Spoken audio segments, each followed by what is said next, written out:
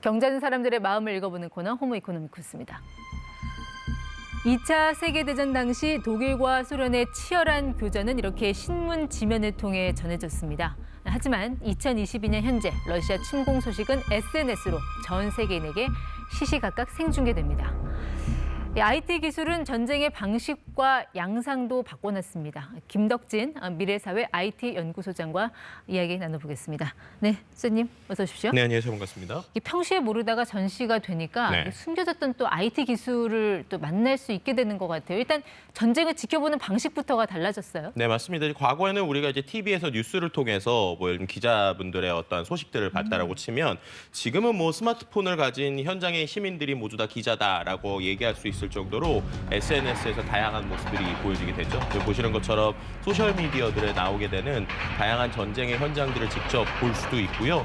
또 특정 채널에서는 실시간으로 계속적으로 그 상황들을 이제 거기에 있는 CCTV들을 활용해서 24시간 중계를 하는 이런 식으로도 보여지고 있고 정말 그 현장의 모습을 그대로 볼 수 있는 것이 지금의 모습이다라고 볼 수 있을 것 같습니다. 전쟁이라는 것은 사실 육해공에서 펼쳐지는 이런 군사작전 외에도 심리전이라는 게 굉장히 중요한데 지금 SNS상에서 이 심리전은 어떤 양상으로 전개되고 있습니까? 네, 이른바 이제 가짜뉴스 같은 것들을 가장 퍼뜨리기 좋은 것 중에 하나가 이제 SNS이겠죠. 실제로 볼로도미르 젤렌스키 우크라이나 대통령이 무기를 내려놓고 탈출했다. 이런 식의 가짜뉴스들이 계속 SNS에서 돌았습니다. 이제 그러다 보니까 이 우크라이나 대통령이 실제로 이제 관저 건물에서 인증 영상을 직접 찍으면서 나는 여기 있다. 이런 식으로 이야기한 것들도 있거든요. 한번 녹취를 한번 들어보도록 하겠습니다. 네.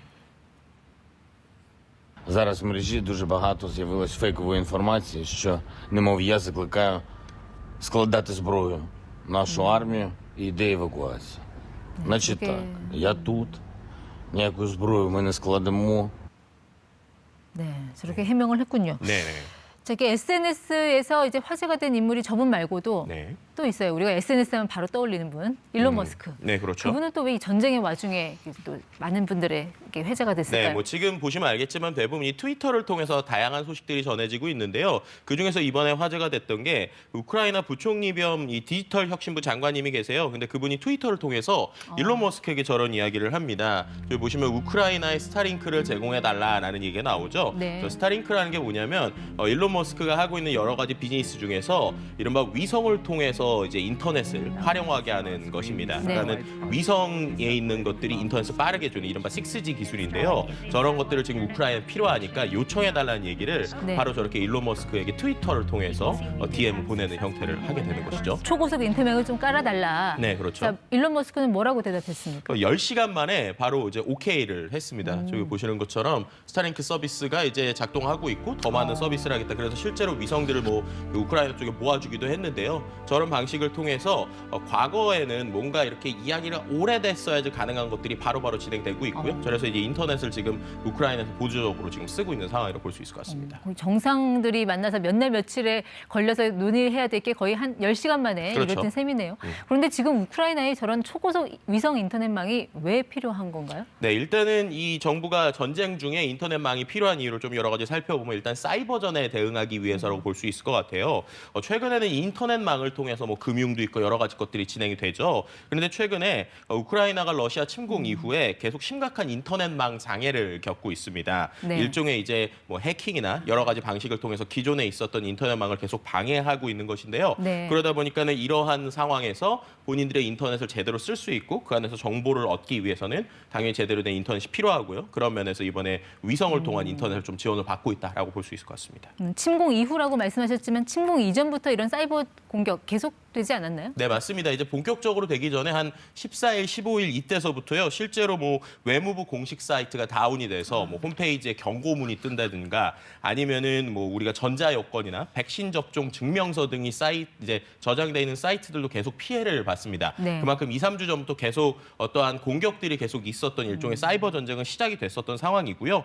최근에는 20종 이상의 악성 코드가 악용이 되면서 계속적으로 우크라이나를 타겟으로 한 사이버 공격이 계속적으로 이어지고 있었던 상황이었습니다. 러시아도 우크라이나에 대한 그런 디도스 공격 사실을 인정했나요? 네, 당연히 이제 러시아 입장에서는 우리가 했다라고 얘기는 하진 않고 있는 상황이고요. 하지만 이제 공격 배후로 계속 지목이 되는 이유는 2008년 조지아 침공이나 2014년 우크라이나 크림반도 합병 당시에도 비슷한 방식의 이러한 사이버 전쟁들이 있었어요. 이제 그러다 보니까는 이제 이러한 것들이 아무래도 이제 러시아가 배후가 아니냐라는 이야기들이 계속 나오고 있는 상황이라고 볼 수 있을 것 같습니다. 러시아는 뭐 사이버 전담 부대만 뭐 3만 명에서 5만 명까지 된다고 하는데 네. 우크라이나가 그런 전력에는 못 미치겠지만 이번에 대응하는 걸 보면 그렇게 호락호락하지도 않더라고요. 네, 일종의 이제 반격에 나선 것인데요. 앞서서 보신 것처럼 뭐 여러 가지 이미 IT 기술을 활용해서 본인들을 이야기하는 것처럼 이 반격도 IT를 활용해서 하고 있는 것이죠.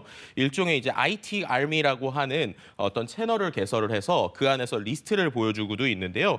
가장 대표적으로 세계 각국의 IT 전문가나 보안 전문가들한테 디도스 공격을 요청하면서 일종의 리스트를 이제 보여주는 것입니다. 네. 그래서 이거는 뭐 이른바 이제 본인들이 가지고 있었던 러시아에 있는 여러 가지 타겟들을 보여주는 영상인데요. 저 보시는 것처럼 저 안에 있는 여러 사이트들을 네. 전 세계 사람들에게 저기를 좀 공격을 해주십시오. 그래서 저기에서 우리에게 함께 힘을 주십시오라고 하는 영상들이고요. 저 영상에 있는 리스트들이 공개된 지 2시간 만에 조회수가 14만을 넘어섰고요. 실제로 우리가 아는 뭐 어나니머스 같은 해킹 전문 조직들이 러시아를 이제 역으로 해킹하는 모습들을 저 영상 이후에 좀 나오고 있는 상황이다라고 볼 수 있을 것 같습니다. 원래 전쟁이라는 게 이제 재래식인 전력 외에도 뭐 정보전, 정치 공작까지 공포와 혼란을 극대화시키는 방법으로 굉장히 복잡하게 진행이 되는데 이번 전쟁 같은 경우는 IT 기술하고 결합해서 그 양상이 더 좀 복합적이 된 것 같아요. 네, 뭐 복잡하고. 일종의 네. 하이브리드 전쟁 뭐 이렇게 얘기할 수도 있을 것 같은데요. 왜냐하면 IT 기술이 발전되다 보니까 전 세계가 인터넷으로 연결돼 있죠.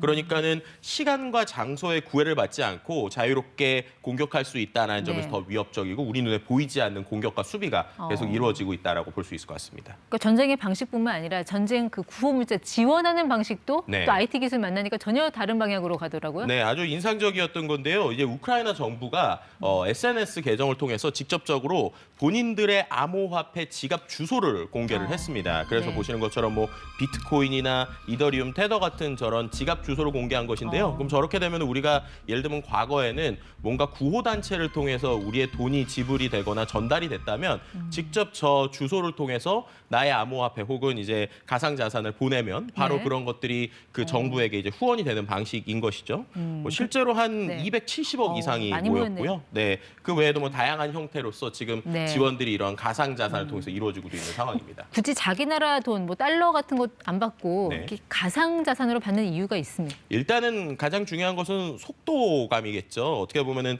어떤 지금 상황에서 그들에게 돈이 들어올 때까지 기존에 있었던 금융망을 활용하면 속도나 수수료나 여러 가지 것들이 분명히 존재할 텐데요. 저 가상자산을 통해서 바로 받을 수 있다는 장점이 있었고 두 번째는 전쟁이 일어나면 아무래도 환율이나 여러 가지 것들이 불안한 상황에서 오히려 이제 자국에 있었던 화폐보다 저는 전 세계적으로 통용되는 가상자산을 통해서 전 세계 어디서든지 활용할 수 있는 이런 형태로서 좀 받고 있다. 그래서 이제 기존과는 좀 다른 새로운 기축통화의 어떤 접근이다라고도 볼 수 있을 것 같습니다. 네, 어쨌든 이 SNS로 들어오는 이 전쟁과 관련한 영상과 빨리 안 보는 날이 왔으면 좋겠습니다. 네. 네, 지금까지 김덕진 소장 함께했습니다. 고맙습니다. 네, 감사합니다.